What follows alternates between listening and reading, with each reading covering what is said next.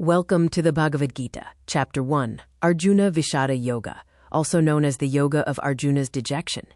The epic begins on the sacred battlefield of Kurukshetra, described as Dharmakshetra, the field of righteousness. This setting symbolizes the internal, eternal battle between good and evil that takes place within the human heart. The chapter opens with Dhritarashtra, the blind king, anxiously questioning Sanjaya. His reference to "my sons" highlights his deep attachment and the root cause of the conflict. Sanjaya, granted divine vision, narrates the events live. Duryodhana, despite having a larger army, feels insecure. He seeks validation from his teacher, Drona, by pointing out the mighty Pandava warriors and listing his own generals. The war is signaled by the roar of conches. Grandfather Bhishma blew his conch like a roaring lion. Lord Krishna blew the Panchajanya, which terrified the Kauravas, and Arjuna blew the Devadatta.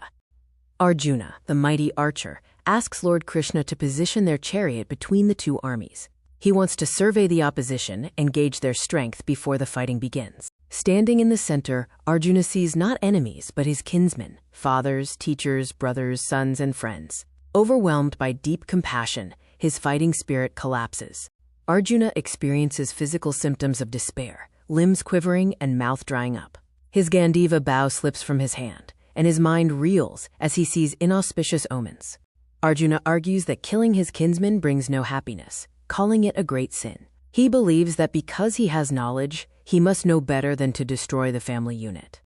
Arjuna fears the long-term consequences, arguing that destruction of the family leads to the loss of traditions, allowing impiety to dominate. He concludes that destroyers of family dharma dwell in hell. Overwhelmed by grief and confusion about his duty, Arjuna reaches his breaking point. He casts aside his bow and arrows and sits down, creating the void for Krishna's divine wisdom in Chapter 2.